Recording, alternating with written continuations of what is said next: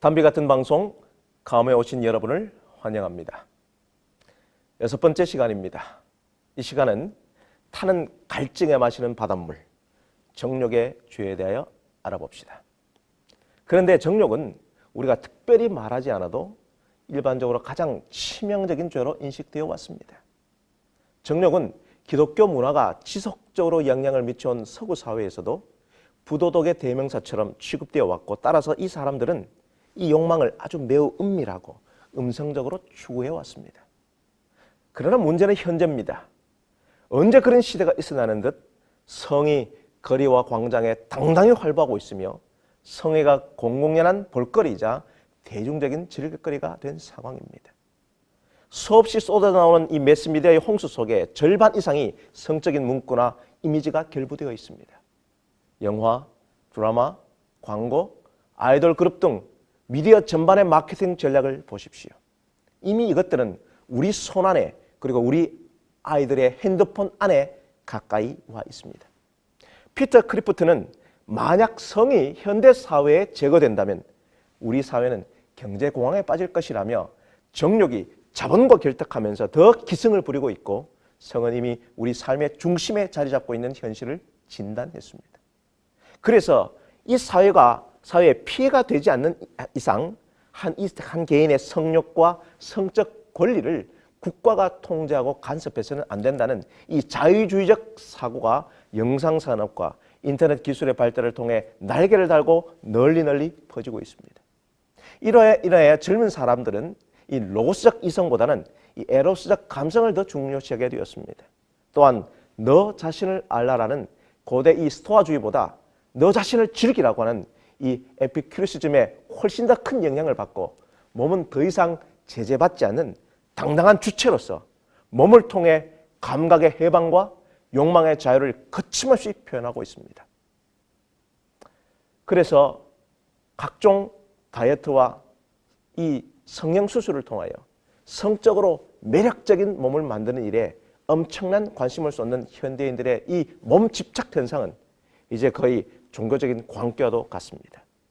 그래서 정욕이 죄라는 이 종교적인 관점이나 전통적인 윤리관이나 가치는 소위 고리타분한 것이 되었고, 더 나아가 그렇게 말하면 혐오스럽게 여기고 아예 상대하려지도 않고 너무나도 비상식적인 사람 취급을 합니다.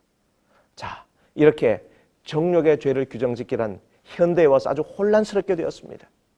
그렇다면 이 혼란을 해결하면 어떻게 해야 할까요? 아주 우리는 중요한 개념을 정리하고 넘어가야 합니다. 성욕은 그 자체로 죄가 아닙니다. 하나님은 인간을 성적 존재로 만드셨습니다. 성적 욕망은 이 죄악의 결과로 주신 것이 아니라 에덴 동산에서 사람에게 선물로 주셨습니다.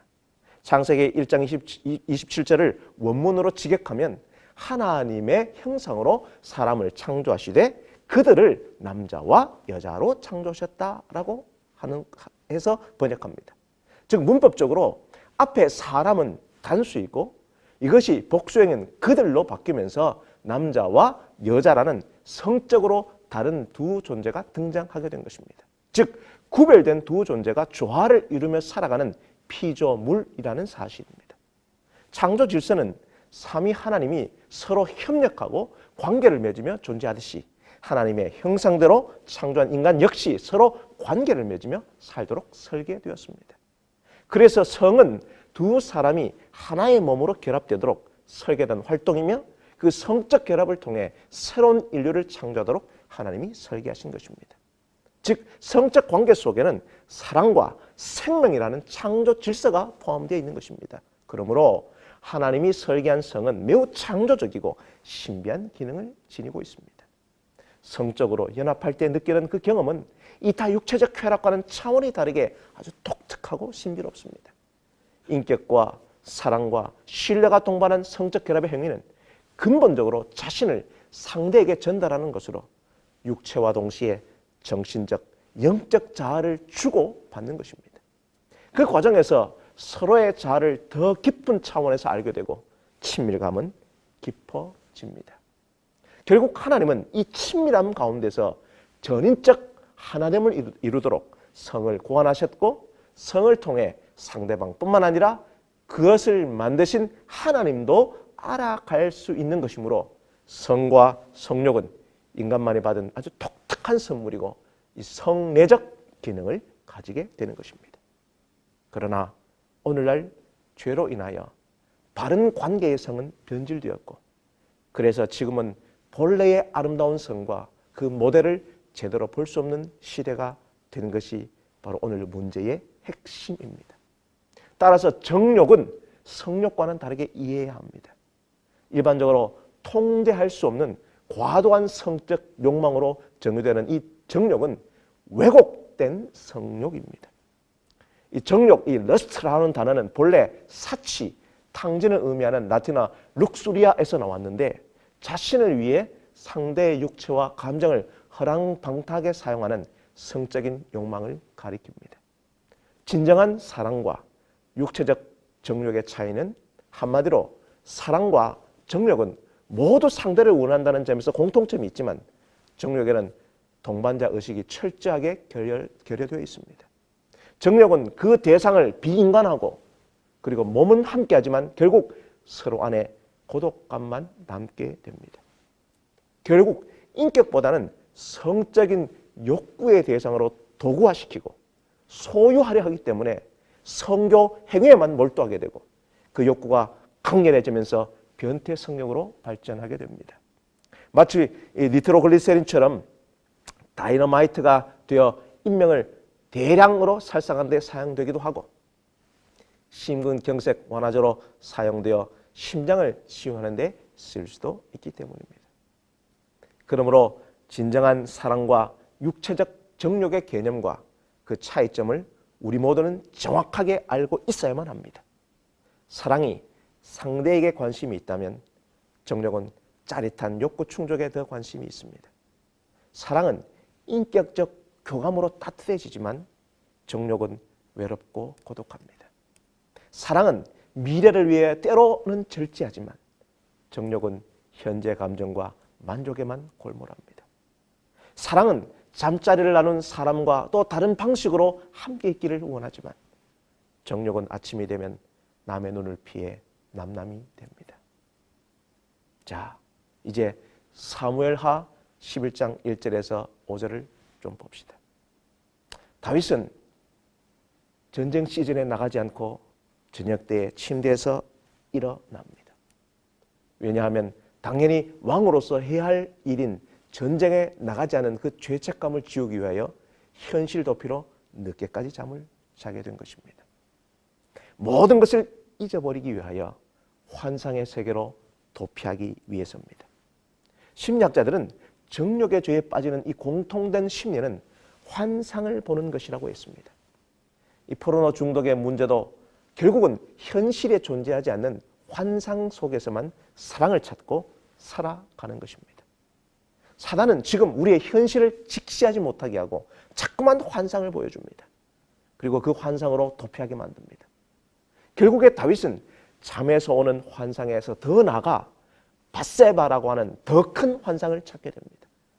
그렇다면 여러분, 내 인생에 무엇인가 성취를 이루고 인생의 파고가 아주 고점에 있을 때에 반대로 뚜렷한 삶의 목표와 활력이 없어 삶의 파도가 바닥에 있을 때에 내 삶에 만족이 없을 때에 내 내면의 공허를 채우기 위하여 무료한 일상의 탈출구가 필요하다고 느끼고 있다면 현실의 스트레스와 긴장을 풀고 삶의 활력이 필요하다고 느끼고 있다면 이 정욕의 죄악은 여러분 아주 가까이에서 기회를 노리며 도사리고 있음을 알아야 합니다.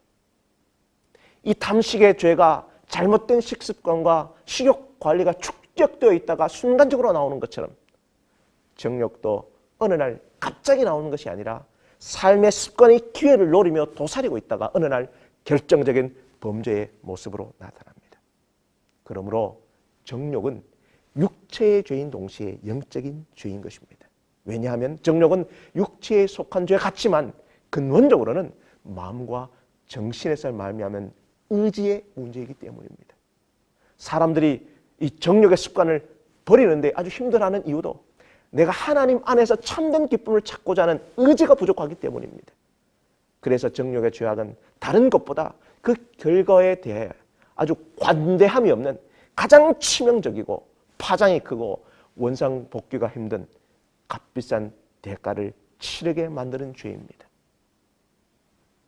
여러분, 다윗이 치른 대가를 보십시오. 간음죄를 덮기 위하여 밧세바의 남편인 우리아를 죽입니다. 자기 죄를 합리화하고 정당화시켜 스스로 눈먼자가 되어 거짓과 은폐로 더 수습할 수 없는 지경까지 가게 됩니다. 결국 그 간음으로 태어난 아기는 7일 만에 죽습니다. 또한 다윗의 아들 암논이 이복 누이였던 다말을 간음함으로 아버지 다윗의 모습을 그대로 물려받게 됩니다. 오늘날도 이 정욕의 죄의 결과로 무너진 가정과 상처 입은 그 영혼들과 버려진 아이들은 넘쳐납니다. 정욕은 하루아침에 빌 클린턴과 같은 유능한 사람의 발목을 붙잡기도 하고 경건한 목회자와 그 교회를 한없이 추락하게 만듭니다. 그리고 가장 큰 문제는 그것이 그 가십거림으로만 그치지 않고 기회만 된다면 이미 내 안에 언제든지 발발할 준비가 되어 있다는 점입니다. 그렇다면 이 정욕의 죄를 극복하려면 우리는 어떻게 해야 할까요? 첫 번째로 이 시대의 거짓말을 간파하셔야 합니다. 나는 내가 원하는 사람과 함께 무엇이든 즐길 권리가 있다. 성적 즐거움은 그 어느 것보다도 추구할 만한 가치가 있다.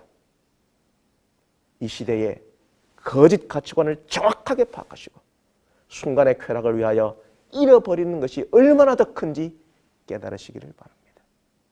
두 번째로 정욕의 유혹에 정직하게 나의 나약함을 인정하시고 부딪혀서 이기려 하기보다는 요셉처럼 그 자리를 피해야 하는 것입니다.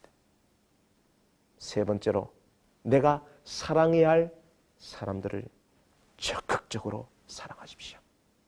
토마스 아퀴나스는 정욕의 반대 극단에 있는 성에 대한 무감각과 성혐오증을 정욕 못지않은 해악이라고 지적했습니다.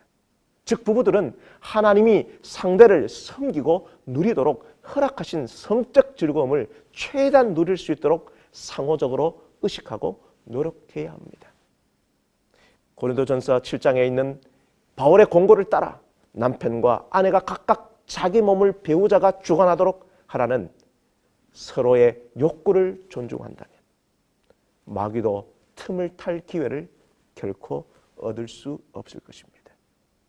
네 번째로는 참된 기쁨을 사모하십시오. 참된 기쁨은 하나님을 첫째로, 이웃을 둘째로, 자기 자신을 마지막으로 둘 때 생겨납니다. 정욕이 자기 만족을 위하여 상대를 즐기는 것이라면 사랑은 하나님을 위하여 상대를 즐기는 것입니다. 진정으로 사랑한다면 하나님의 법에 자기 욕망을 종속시킬 수 있어야 합니다. 이 순위가 잘못되면, 이 우선순위가 잘못되면 성욕이 정욕으로 변질됩니다. 물질적 쾌락보다 더 근원적인 기쁨인 하나님을 찾고 그분과 함께 즐거워하십시오. 하나님과 나의 영적인 관계가 깊어진다면 성적 욕구에 대한 쾌락보다 더 풍성한 기쁨과 풍요를 누리게 될 것이며 여러분의 내적 결핍과 그 빈 공간이 진정한 행복으로 가득 차게 될 것입니다. 오늘 하루 고린도전서 6장 18절에서 20절의 말씀을 깊이 묵상하면서 이 정욕의 죄와 분투하시기를 바랍니다. 음행을 피하라. 사람이 범하는 죄마다 몸 밖에 있거니와 음행하는 자는 자기 몸에게 죄를 범하느니라. 너희 몸은 너희가 하나님께로부터 받은 바 너희 가운데 계신 성령의 전인 줄 알지 못하느냐. 너희는 너희의 것이 아니라 값으로 산 것이 되었으니 그런즉 너희 몸으로 하나님께 영광을 돌리라.